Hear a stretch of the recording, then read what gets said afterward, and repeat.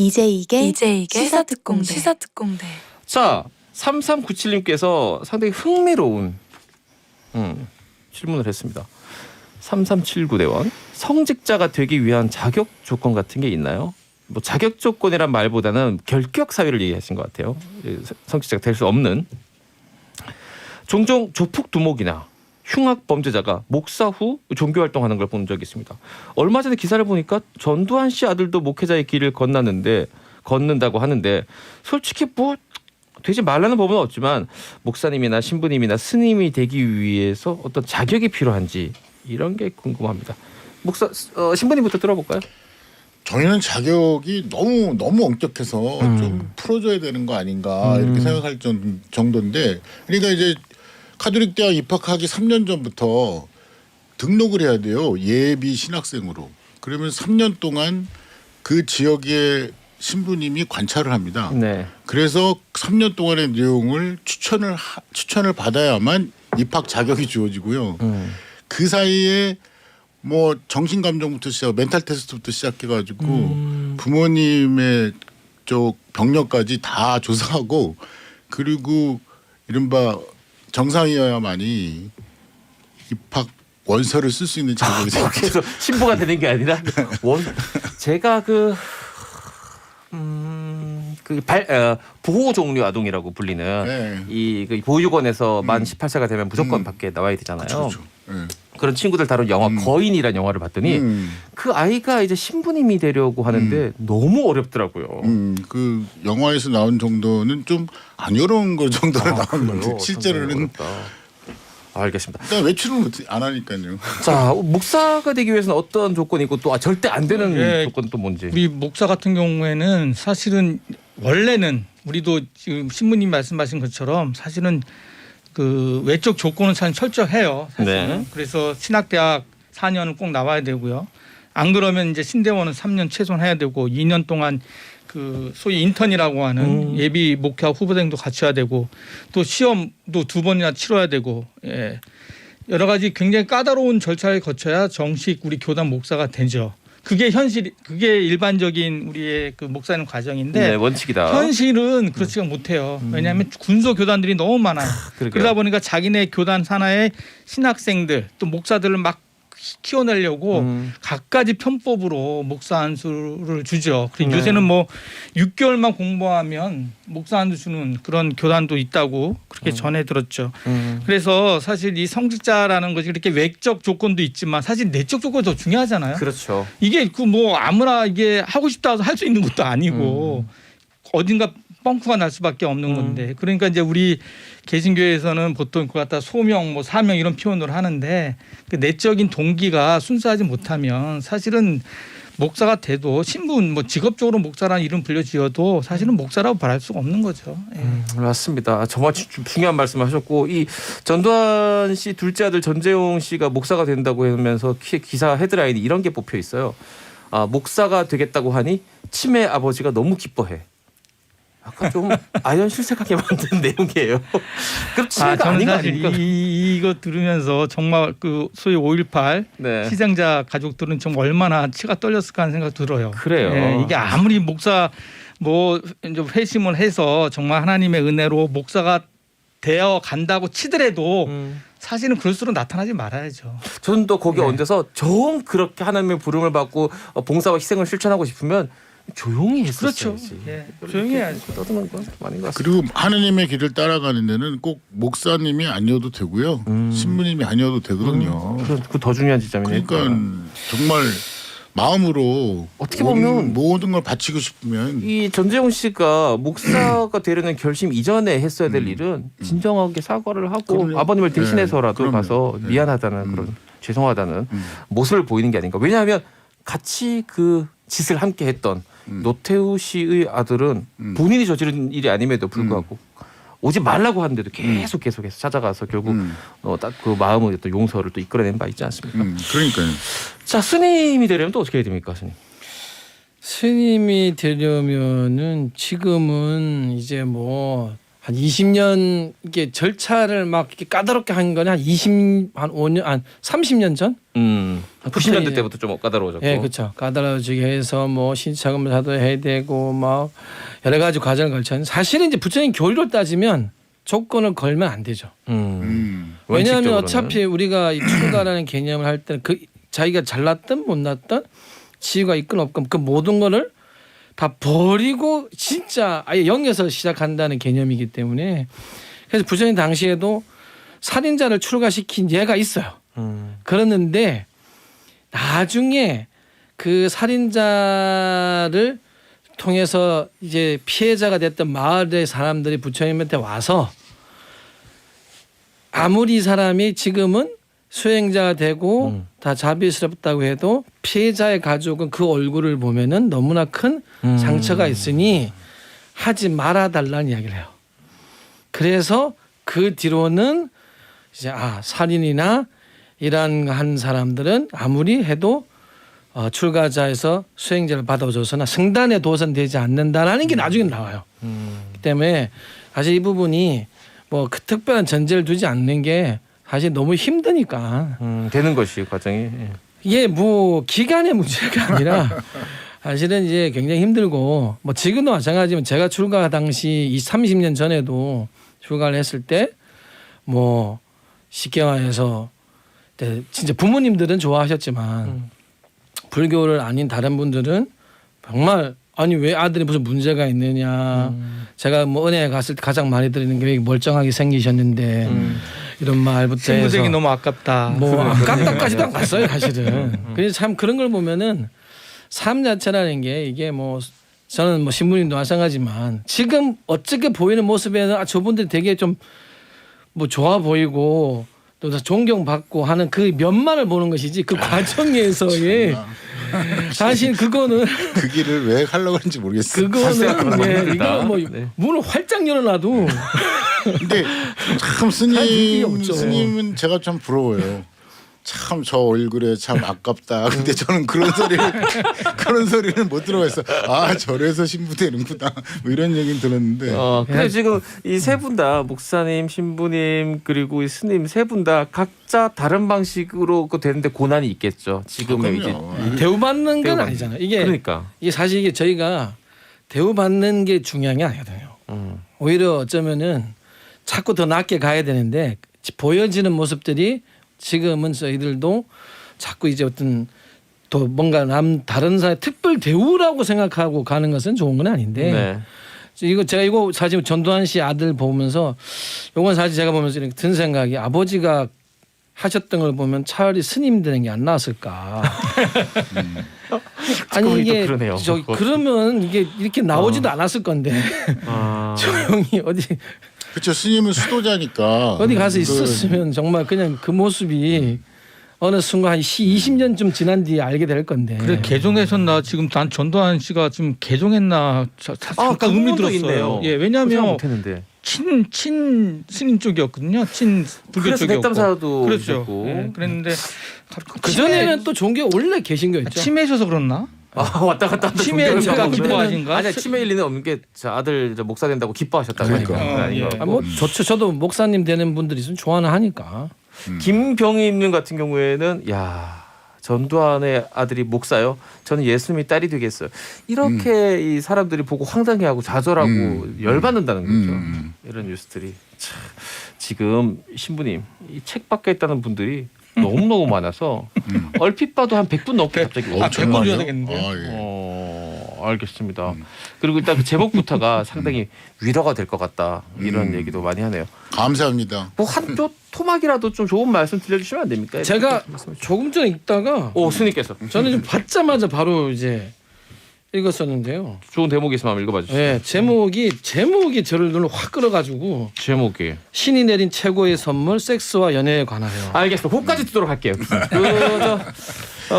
좋네요. 내용 읽어보세요. 전혀 다른 내용인데. 그래요? 스님의 눈에 확 들어오네. 깜짝 놀랐죠. 그런데 내가 가장 좋아하는 내용은 이거죠. 이제라도 내 짝을 찾기 위해 부지런히 움직여야 합니다. 네. 성당이든 교회든 법당이든 동호회든 남녀가 모이는 모든 곳은 어디든지 찾아다니십시오. 가장 제가 보면서 알겠습니다. 감사하다. 법당을 넣어줘서. 자, 이 글을 신부님이 쓰고 스님이 읽었단 아니 말이에요. 제가 읽고 제가 써야 되는 것 같은데. 아, 덥다. 너무 덥네요. 스튜디오 온도가 3.7도 정도 올라간데 정말 내용은 진짜 제가 보면서도 맞는 예. 말이에요. 예, 한 번에 쭉 보면서도 얼마나 웃으면서 읽었는지. 근데 진짜 저도 저는 이제 뭐 세속의 인간이니까 속세의 인간이니까 이렇게 보면 이 짝이 없어서 짝을 찾는 뭐 여자든 남자든 마찬가지입니다. 보면 여자들은 여자끼리 모여서 남자 얘기를 한참 해요. 그럼요. 그래봤자 남자를 만나는 게 아니고 그러니까요. 지들끼리 모이는데 어떻게 만나? 남자들도 마찬가지예요. 남자들끼리 모여서 소주 마시면서 맨날 여자 얘기하는데 그래봤자 그냥 집에 가는 거예요. 그러니까 여기서도 신이 내린 선물인데 사랑이라는 게 직장하고 시험 잘 치는 노력에 진짜 얼마만큼이라도 사람을 자기 짝을 찾기 위해 노력 좀 해라. 이 내용이 사실은 담겨있는. 그 어떻게 보면 그 여러 가지 우리가 다르게 생각하는 뭐 신을 향한 사랑, 그다음에 정신적인 사랑, 육체적인 사랑, 그거 다 이어져 있는 거잖아요. 아 그럼요. 그렇죠. 특히 남녀 간의 교합은 이건 신의 최고의 축제고 그렇죠. 생명이잖아요. 맞습니다. 이 생명력은 여기서부터 나오는 거거든요. 근데 지금 너무 노처녀 노총각이 너무 많은 거예요. 그래서 이거는 신분이 보시기 안타깝다. 너무 안타깝고요. 정말 이 에너지를 좀 즐기고 받으시고 누리라고 말씀드리고 싶어요. 그래 저도 생각을 하는 게 지금 요즘 이 성폭력 관련해서 이렇게 논의가 많이 되는 이유는 서로 동의하지 않은 그러니까 잘 미숙하고 폭력적이고 왜곡되어 있는 남녀 간의 관계가 많다는 뜻인 거예요. 그렇죠. 여기에도 범죄가 되잖아요. 그 부분이 정확하게 써져 있으셔서 제가 다 읽을 수는 없지만 다 읽으면 안 되죠. 거부해라. 안 되고. 아 그렇죠. 딱 단호히 정확하게 얘기를 나와 해라. 있는. 제가 작가님의 의도를 잘 이야기했죠. 아유, 제가 밥 사겠습니다. 그래 이 서로 합의하에 만들어지는 이 수많은 종류의 이 사랑의 행위만큼 기쁘고 행복하고 즐거운 건 또 그러니까 이 두 분이 양 그 얼마나 본인들은 이제 스스로 신을 위해서 수행을 위해서 다 포기한 길인데 남들은 할 수도 있음에도 안 해. 얼마나 안타깝겠어요. 그걸 제가 안 그 하고 있어. 마음을 나는 못하지만. 얼마나 그 배로 안타까우시겠어요. 아, 목사님 정답이네요. 예. 아니, 알겠습니다. 목사님이 책 쓰셔야겠다. 자, 박의영 대원. 아, 목사님 책도 있으니까. 네. 감사합니다. 노총각이도 힘을 얻네요. 크크라고 했고. 안미연님께서는 책 제목 다시 한번 알려달라고 했네요. 괜찮은 척 말고 SG도 말고. 아, 알겠습니다. 노래도 하나 직접 소개해 주시죠. 골라왔으니까. 네, 디바가 부릅니다. 왜 불러? 왜 불러 들으면서요. 이제 이게 스타트 공대 3부로 이어집니다. 왜 불러? 왜 불러? 왜 불러?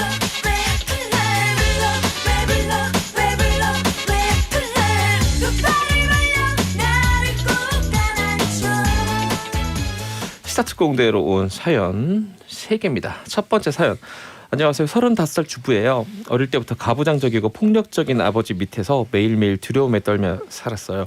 어머니는 계속되는 가정폭력에 지쳐 성당에 의존하셨는데 제가 학교에서 부당한 대우를 받거나 누구에게 맞고 올 때마다 위로해 주는 대신 네가 잘못했으니까 하나님께서 벌 주신 거야 라고 하셨죠.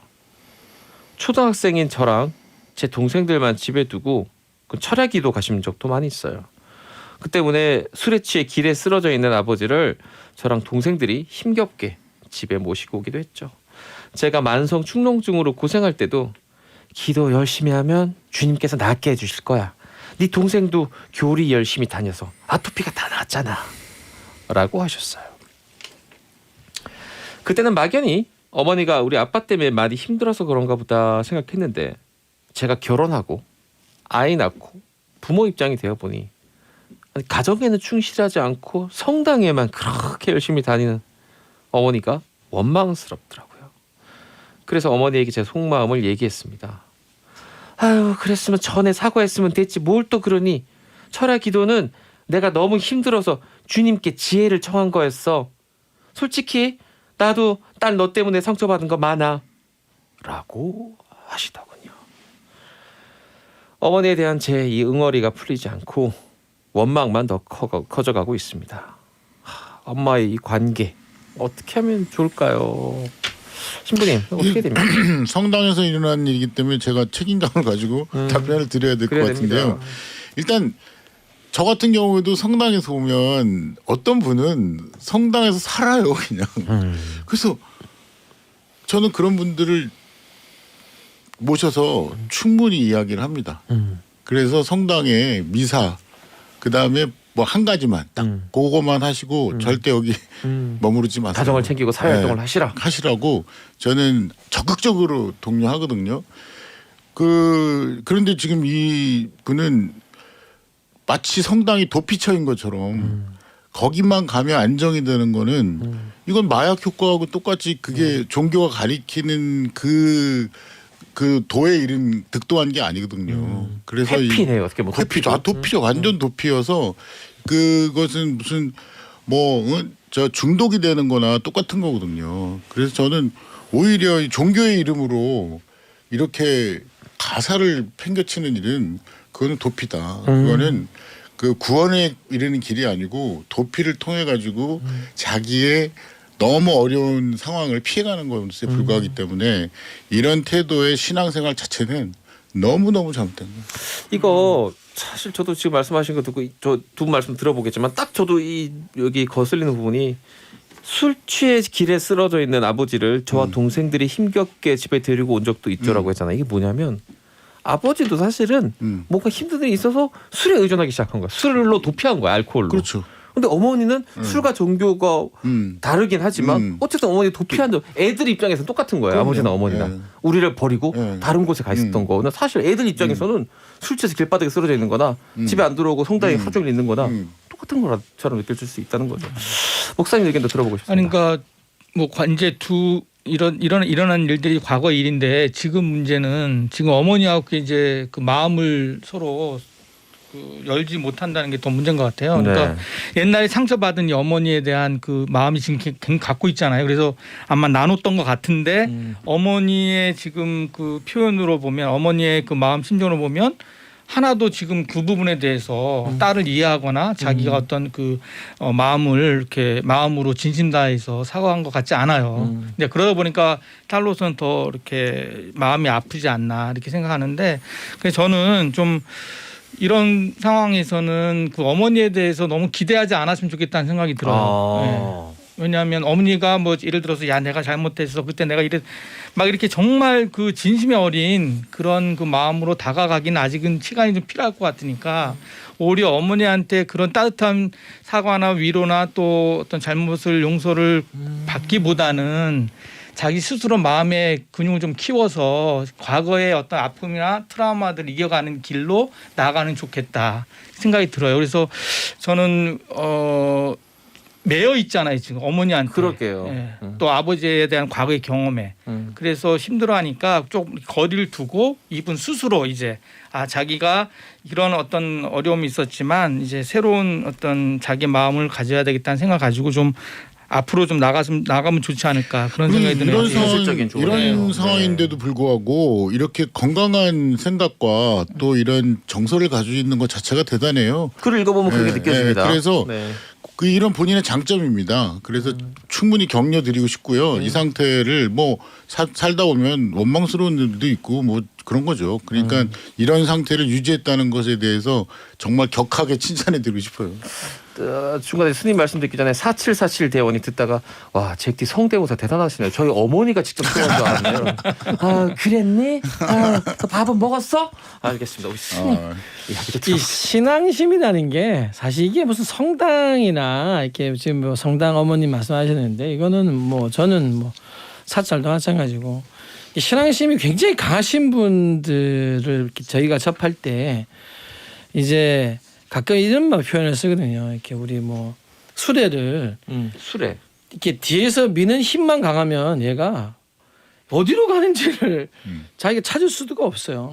굉장히 이렇게 신앙심은 강하지만 이것을 정확하게 이제 올바른 이제 스스로가 교리라든지 누가 길을 일러줘야 되거든요. 바른 길로 갈 수 있게. 신앙심만 가끔은 이제 종교인들이 신앙심 자체만 크면 좋다라고 생각하지만 이것 또한 굉장히 위험할 수는 있어요.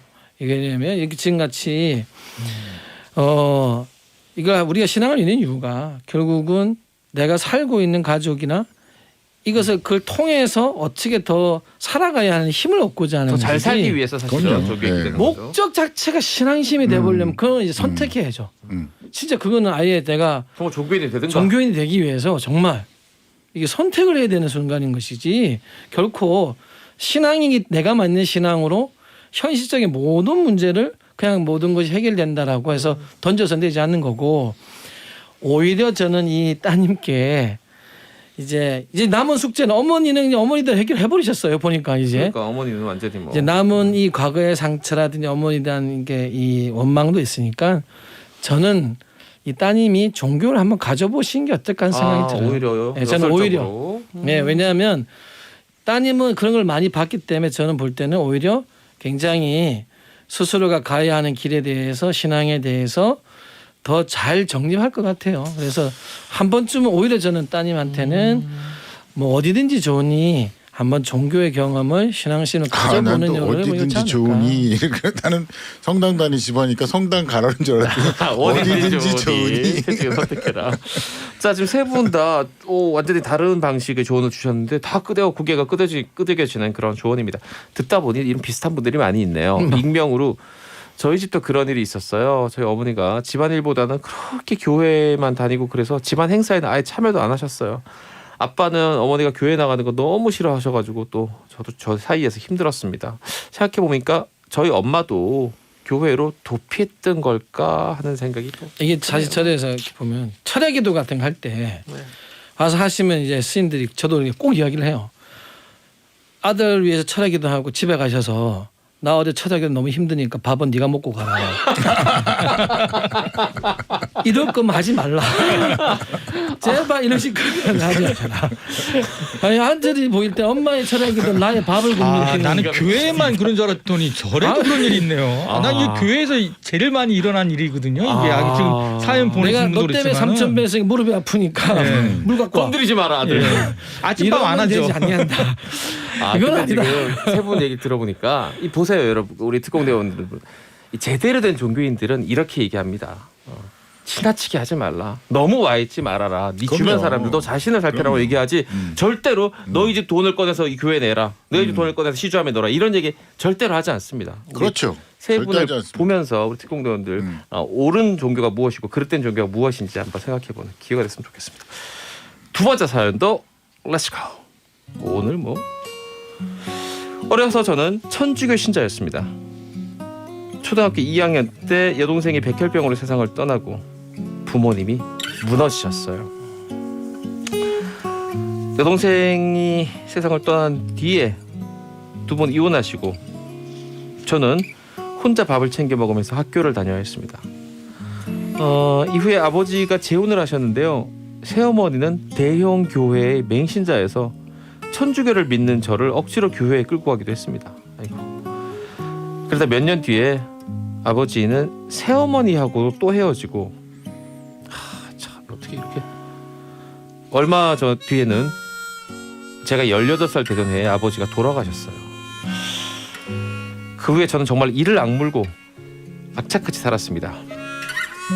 제 자신이 결혼하고 가정을 꾸린 뒤에 간신히 어머니하고 연락이 닿았는데 안타깝게도 어머니는 알코올에 이미 빠져 계셨고 결국 고독사 하셨어요. 어느 여름날 어머니가 세상을 떠난 지 보름 만에 발견됐죠. 장례를 치르다가 염을 하면서 봤던 저희 어머니의 시신. 제 나이가 이미 43살이 된 지금도 그 트라우마가 떠나지 않아 몹시 괴롭습니다. 때문에 현재는 제 자신이 지금 가족들하고 따로 지내고 있어요. 정신과 치료도 받긴 받는데 솔직히 하루하루 술로 지내고 있습니다. 이러면 안 되는 거 잘 알지만 너무 살기 힘듭니다. 저는 어디에서 어떻게 길을 찾아야 할까요? 이 한 사람이 짊어지기에는 이 삶의 고난이 많아도 너무 많네요. 그 고난의 무게는 사실 그 첫 번째 사연하고 비슷해요. 예, 그런데 첫 번째 사연 분은 아주 건강하게 본인을 지탱한 반면에 이제 트라우마라는 어떤 이른바 그 정신적인 그 상처죠.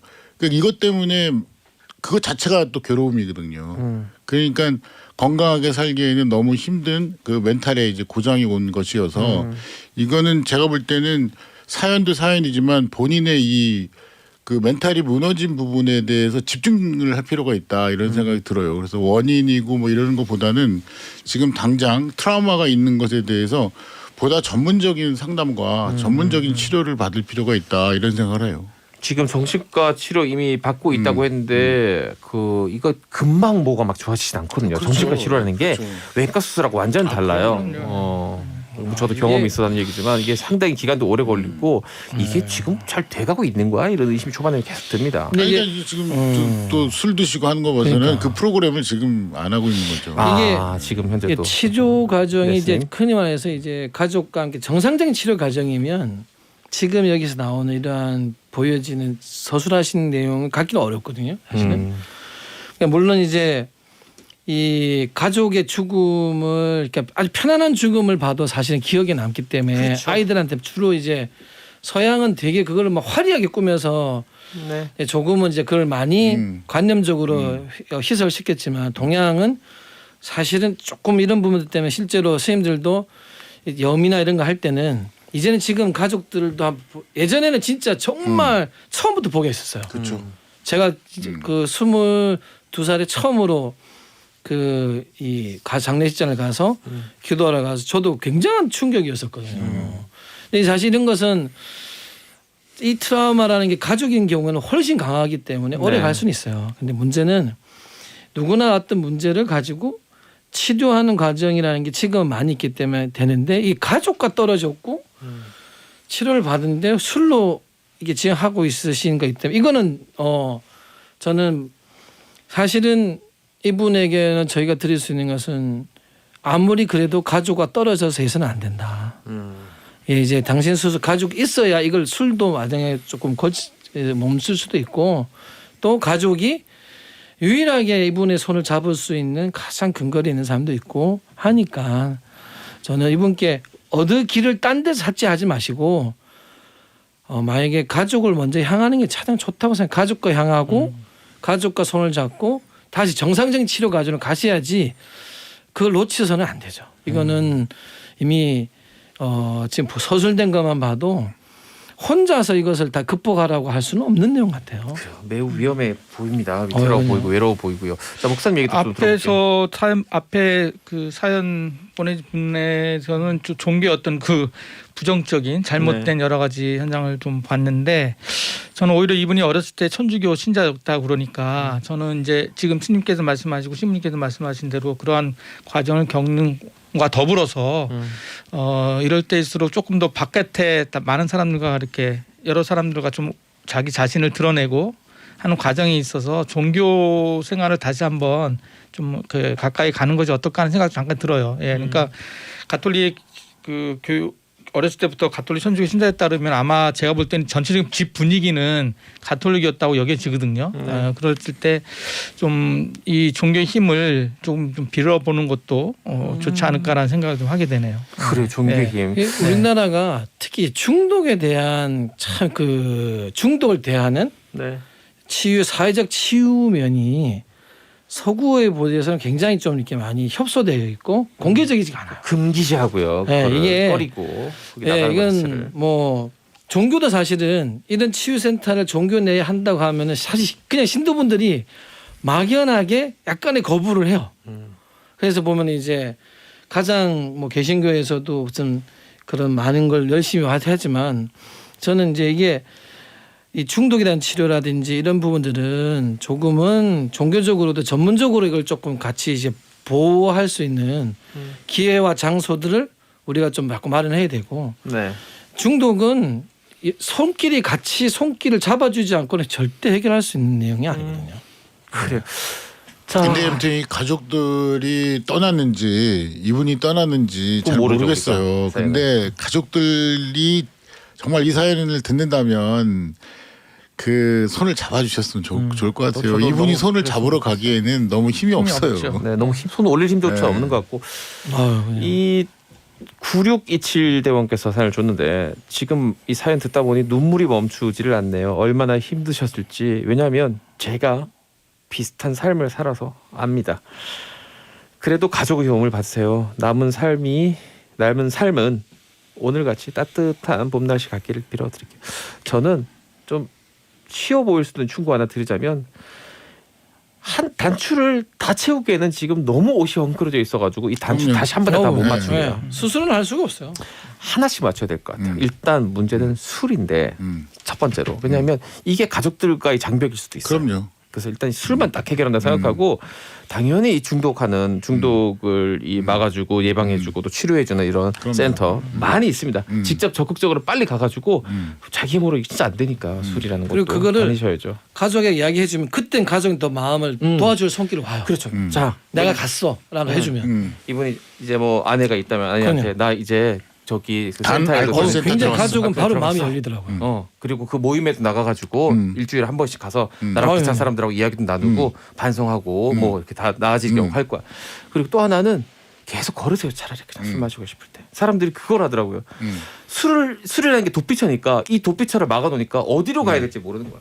그때 막 뭐 온갖 조언들이 많이 있는데 다 너무 어려워 조언들이. 그냥 걷는 게 제일. 그리고 그냥 산에 그래서 제띠가 한강변을 이렇게 많이 걷는구나. 저도 이 생각이 많습니다. 그냥 산에 그냥 가시다 보면 절도 있고 하니까 그냥 갔다가 그냥 산이나 이런데 가셔서 그 길 다니며 성당만 한번 들어갔다 나오시고 이렇게 그래요. 아무도 안 건드립니다. 자, 그래서 그냥 왔다 단추를 가실 수 있어요. 우리 두 번째 원사님 같은 경우는 이 굉장히 안타깝게도 본인이 잘못한 거 없이 이 불운과 고난이 많았던 삶인데 그럼요. 하나씩 단추를 저 시사 특공대와 함께 풀어 봅시다. 저희 뭐 언제든 심심하시면 사연 보내주시면 제가 또 소개해드리고 다음에는 단 알코올 센터에 들어갔다는 사연이 왔으면 좋겠습니다. 그럼 너무 좋겠네요. 자, 3231님께서는 저는 시각장애를 갖고 있는 30대 초반의 남자 청년인데요. 죄송하지만 책 한 권만 더 뽑아주시면 안 되겠습니까? 아, 지금 이 사연들 듣다 보니 다 제 얘기인 것 같아서 지금이라도 긴급 요청합니다. 저에게 장애인 활동 보조인이 오시니까요. 그분이 저에게 책을 읽어주십니다. 걱정 말고 시각장애를 가졌다고 걱정하지 마시고 책 부탁드립니다.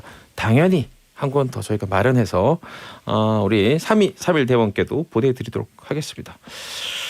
또 다른 사연, 또 다른 얘기입니다. 요거는 유창혁 대원. 지금 이 아들 선물 산다고 요 앞에 저 목동 현대백화점 가겠다는 그분 아니에요? 저는 이제 갓 50이 된 아저씨인데요. 지금까지 하지 말라는 거는 거의 하지 않고 모범적으로 그냥 회사 일하고 출장 빼고는 신데렐라처럼 꼬박꼬박 12시 전에 집에 들어갔다. 번듯한 가정을 만들어 놓은 듯한데 돌아보니 특별히 이뤄놓은 건 없어서 내 자신에게 굉장히 미안합니다. 위로가 필요합니다. 이럴 수 있죠. 그럼요. 한마디 근데 해주시죠. 이분 같은 경우에는 특별히 이루는 것이 없다고 했는데 이건 자기 평가잖아요. 네. 근데 지금 짧은 사연입니다만 번듯한 가정을 만들어 놓은 듯한데 이렇게 보면 제가 볼 때는 굉장히 많은 걸 이루신 것 같아요. 사실은. 그리고 근데 자기 만족에 조금 불만적인 그런 모습이 보이고 특별한 것이 없다고 생각하는 저는 이런 분일수록 속이 그 자기에 대해서 만족하고 감사하는 감사하는 조건들 가족 부인 자식 이런 일 그다음에 여러 가지 긍정적으로 봤을 때 정말 일어나지 않은 불행한 일이 일어나지 않는 것들에 대한 감사 건강에 대한 감사 뭐 여러 가지. 이런 그 시각을 좀 달리하면 상당히 많은 것들이 자기 자신감에 자존감에 도움이 되는 일들이 밝혀지지 않을까 그런 생각이 드네요. 예. 자, 우리 스님도 한마디. 아우 저는 이거 이제 그 딱 사연 들으니까 우리 제키도 좋아하는 그 드라마가 있잖아요. 드라마요? 그 특히 50대 남자들 가정 이야기 나의 아저씨? 나의 아저씨. 그리고 저는 이 나이에서 지금 이런 미안함이나 위로를 받고자 하는 이 마음 자체가 너무 이분은 사실 이분 자체의 마음이 아름다운 거예요. 우리가 50이나 나이가 됐을 때 사실은 자기 스스로에 대해 되게 우리 자기에 대해 솔직하지 않거든요. 맞아요. 지금 왁스님 책, 목사님, 신부님 책처럼 괜찮은 척하죠. 절대 솔직하지 그럼. 않거든요. 나 위로 받고 싶고 눈물 돌기 싶고 이런 것을 표현할 수 있어야 되고 하는 것이 절대 이상한 게 미안한 마음 이분 같이 있는 나이에서 내가 했고 미안한 마음도 들고 하는 마음은 자체가 아름다운 거니까 저는 굉장히 아름다운 마음 가지셨고 충분히 위로받을 필요만 하시니까 저희들도 위로를 충분히 드릴 잘 테니까. 사셨습니다. 네. 박수 한번 스님도 마지막으로 예. 한마디. 저는 이분 사연을 보면서 제가 위로를 받았어요. 아, 오히려. 예, 이렇게 성실하게 사는 일이 쉽지도 않고 저는 신부로 살면서도 성실하게 살려고 애를 썼으나 지금 돌아보면 후회되는 게 너무 많은데 이분은 오히려 저렇게 번듯이 가정을 만들어 놓고도 뭔가 좀 미안한 마음을 갖는 그 모습 자체가 오히려 제가 위로가 됩니다. 알겠습니다. 자 마지막으로 2848님께서 아까 그 고민 상담 사연 들으면서 스님 산은 좀 곤란합니다. 왜냐하면 산에 가면 막걸리가 생각납니다. 자 일단 우리가 모 눈에 뭐만 보인다고 그러죠. 그럼요. 산에 가서 꽃을 생각하는 사람도 있고 산새를 생각하는 사람도 있습니다. 진짜 이거 미처 생각 못합니다. 자 우리 스님의 커피 쿠폰으로 마무리하겠습니다. 커피 쿠폰.